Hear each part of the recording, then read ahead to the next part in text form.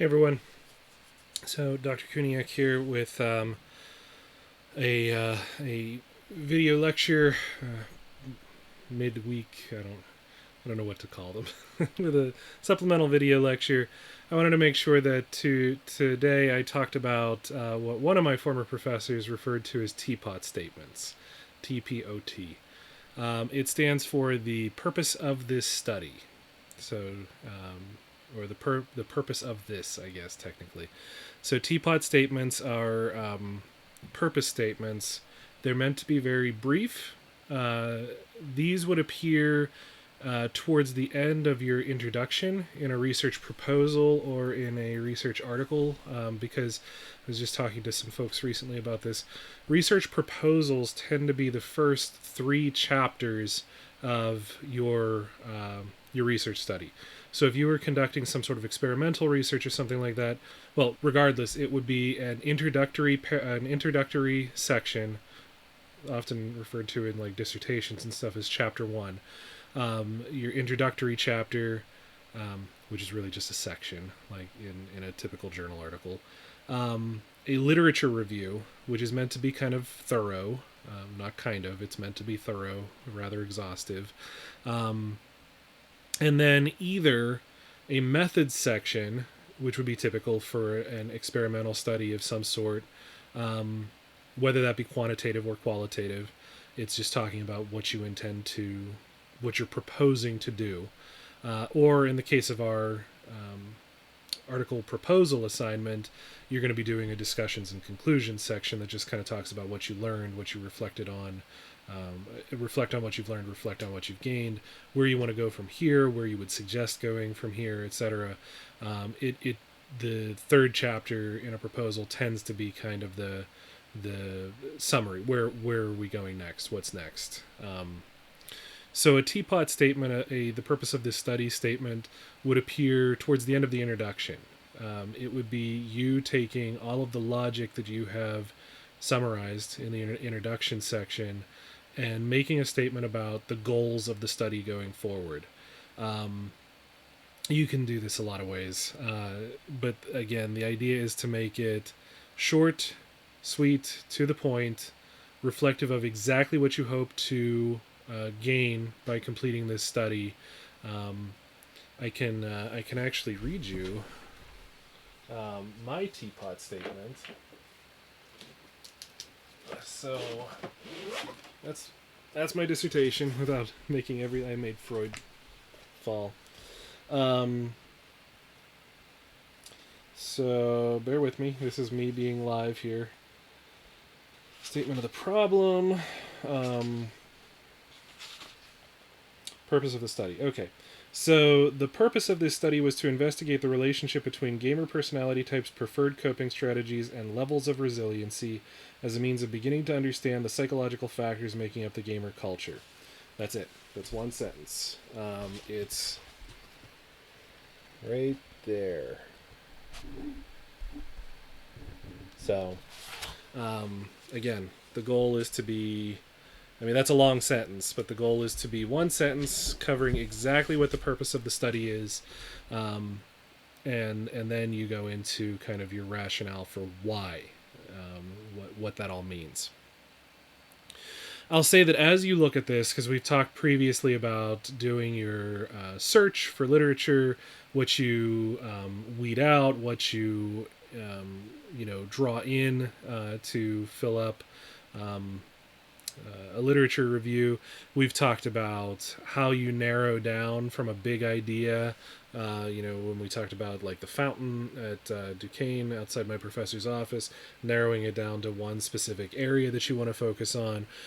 So as we talk about really identifying what the purpose of your study is, one of the challenges here is that we tend to know a lot about what we hope to gain. And so narrowing that down into an easy to understand statement to someone else who does not know what's going on can be a challenge. We tend to take for granted that people know as much as we do, having having completed an exhaustive literature review, after considering exactly what we want to research and exactly what we want to study, and because it's not studied well, and because we found this loophole in the literature, or this area of the field that has never been explored before, we tend to know a lot about this topic area, or at least more than our readers do. And so it becomes very, very easy to make a purpose statement, and really to speak to any aspect of the introduction and the literature review, and presume that our readers already know as much as we do. And so we miss stuff. So it's important to really ask yourself, if I didn't know anything about this, what would I want to tell someone who knew nothing about this, so that they would understand in as concise a way as possible? What do I want to tell them so that they would understand, yes, this study needs to be done. There's something missing here. We haven't considered these things, or these things were looked at before, but we're going to look at them in a different light now, and this makes sense, why we would do this again, or why we would do this for the first time. So you have to think about what you might be taking for granted. And just as an example of that, I don't have a ton of publications under my name, but I have published, a handful of things, and I'm working on some new projects. I actually submitted a journal article for review probably about, it's not been a year yet, but probably about 9 months ago, roughly. And I thought it was written pretty well. I thought I had taken all of my advice that I'm giving to you.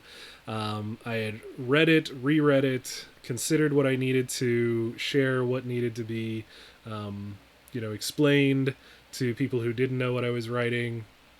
I thought I did a really good job of it.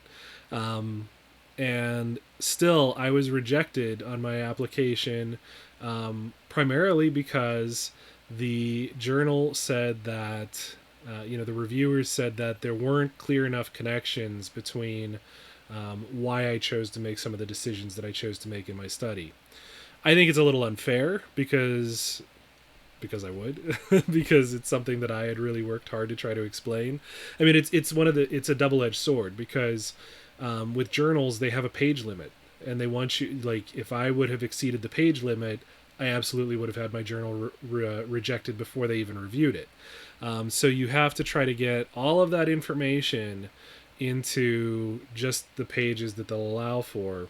And I review for a couple of journals, and so I know that as a reviewer, I tend to like when authors are not going right up to the end of the page limit either. Because usually then they kind of make mistakes. They're just trying to just get underneath the page limit. So they tend to cut stuff, and that's, it gets a little messy. But in this case, I thought I did a pretty good job of whittling it down. I was not significantly under the page limit, but I was under the page limit, and I thought I addressed everything I needed to, so that there would not be any questions about why I chose the things that I did. Maybe they didn't like how I wrote this section or that section. Maybe they feel like I should have added a little bit more, to my hypothesis, or looked at this from a different perspective, or analyzed my data using different stats, or, there can be dozens of things that people can critique you on. But I really thought I had done a really good job of not taking it for granted, that the folks reading this wouldn't have known stuff. I thought I had made those connections well, and they didn't think so. So the journal article was rejected. Just as an aside, there are different levels of rejection. My journal article was rejected, but rejected with suggestions, with a request to resubmit. So that's good, because it's saying that, no, this is an appropriate study. The journal will accept it. We just need you to make some changes, and these are the changes that we think you need to make. It's not just a flat out, no, this is not a good fit. So that's good. I took that to be a positive, even in a negative sort of experience. But all that to say that, just to give you an actual concrete lived example of, yeah, this is what happens. You work really hard on this, you think you've got it all done really well, and then someone reads it and they disagree with you. They're missing something. So I say this a lot of times in assignments to students. When in doubt, explain a bit more. When in doubt, be thorough in your explanation. Ask yourself why.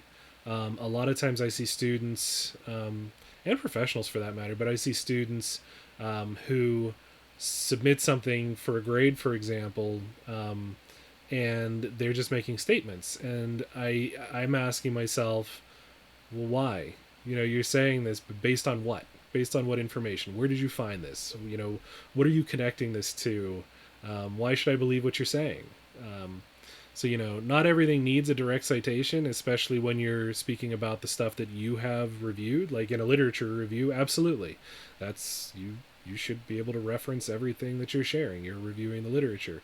When you're doing discussions and conclusions towards the end of, the research process, you're speaking to stuff that you have completed. So maybe you don't have to cite as much there, but you still have to explain it out. You still have to give a clear rationale for why you're saying what you're saying. Make those connections for the reader. Don't rely on them to just guess or to know or to interpret. So hopefully this was helpful. Hopefully this gets you thinking. You do not have to treat your reader like a 2 or 3 year old, but you do need to draw the conclusions for them, help them along, show them the process, and that can be as simple as writing a clear and concise purpose statement at the beginning of your study. It'll come up throughout the study, but the purpose statement should be clear, direct. It reminds me a lot of in counseling and family systems work, we look at systemic hypotheses, which is a one sentence, systemically rooted, so not focusing on one person that's a problem, but systemically rooted explanation of the problem that's going on in the family.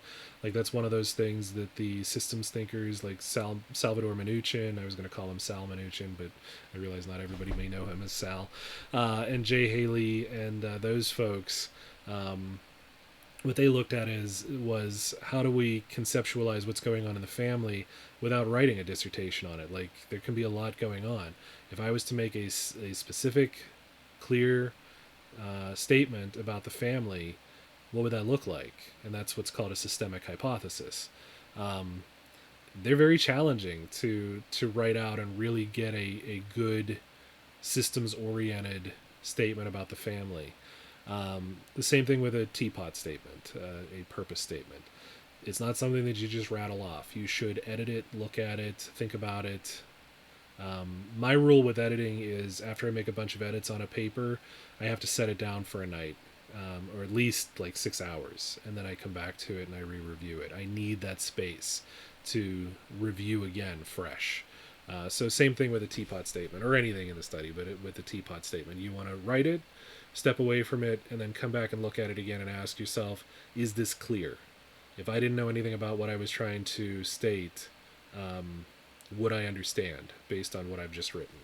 So that's what I got. I'm not going to keep you any longer. Hope this was helpful. Certainly reach out with any questions, comments, concerns, and I will see you again online. Take care.